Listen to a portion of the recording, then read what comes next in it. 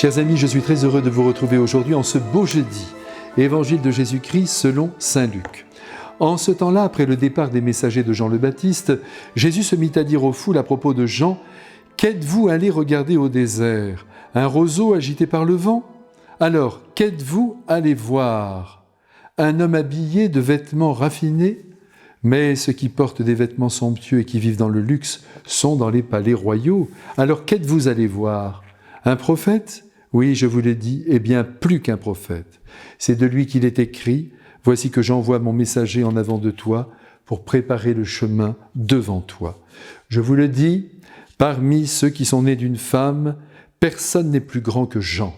Et cependant, le plus petit dans le royaume de Dieu est plus grand que lui. Tout le peuple qui a écouté Jean, y compris les publicains, en recevant de lui le baptême, a reconnu que Dieu était juste. Mais les pharisiens et les docteurs de la loi, en ne recevant pas son baptême, ont rejeté le dessein que Dieu avait sur eux. Mes frères bien-aimés, nous voici rendus au cœur de ce temps de l'Avent qui nous est offert pour nous préparer aux belles fêtes de Noël, autant dire à la naissance du Christ, non plus seulement à Bethléem, mais dans nos vies, dans nos gestes, dans nos actes, dans nos paroles. Fêter Noël, ce n'est pas qu'un exercice de mémoire, c'est un appel à vivre l'Évangile qui, de ses conseils, doit venir envahir nos esprits, les secouer si cela s'avérait nécessaire, de manière à ce que nous soyons tous de nouveaux Christ, prolongeant son œuvre d'amour sur le temps et jusqu'aux extrémités du monde. Le christianisme n'est pas qu'une affaire de culte, de prière et même de messe. Même si l'Eucharistie est un lieu suprême de rencontre avec le Christ. Je vous rappelle tout de même que Jésus a institué l'Eucharistie seulement la veille du dernier jour de sa vie terrestre.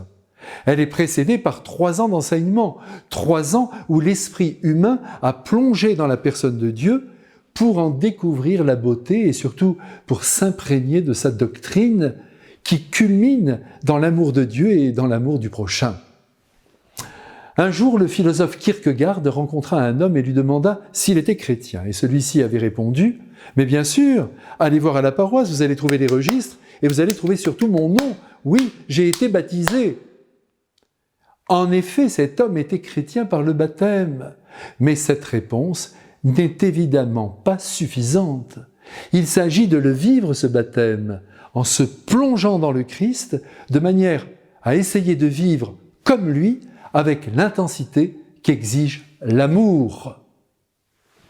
Saint Jean-Baptiste fait partie de ces êtres fabriqués dans la roche de Dieu.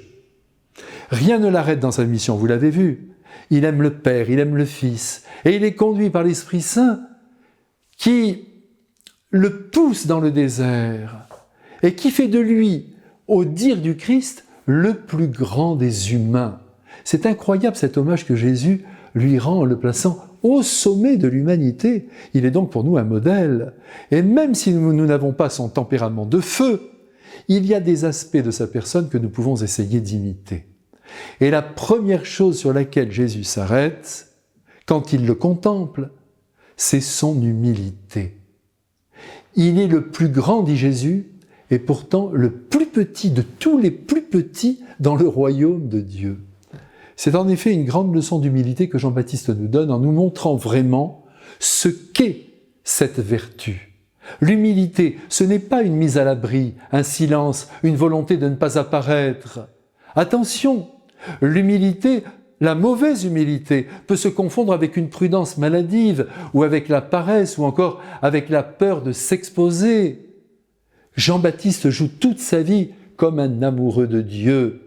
Il ne se regarde plus, il ne se préserve pas, il dit ce qu'il doit dire, il ne retient ni ses mots ni son corps, qu'il épuise aussi d'ailleurs dans les jeûnes et dans la prière.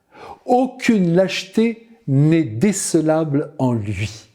Alors, je vous pose une question et je me la pose à moi-même. Sommes-nous bien planqués dans notre vie tranquille ? Ou bien jouons-nous notre vie en nous donnant à fond dans l'œuvre d'amour que Jésus nous demande d'accomplir autour de nous ? En matière de générosité, quelle note nous attribuons-nous entre 0 et 10 ? Allez, répondez, c'est le moment. Avant les grandes célébrations de Noël, il faut absolument que nous nous demandions si nous sommes chrétiens, au moins si nous essayons de le devenir. C'est le moment de faire plaisir à Jean-Baptiste. Écoutons sa voix qui nous supplie d'accueillir le Christ en donnant à l'Évangile tous les droits, y compris celui de bouleverser nos vies, souvent ternes et vendues à l'égoïsme. Que Jean-Baptiste nous bénisse et nous garde dans l'intensité, c'est le maître mot, dans l'intensité de l'amour. Amen.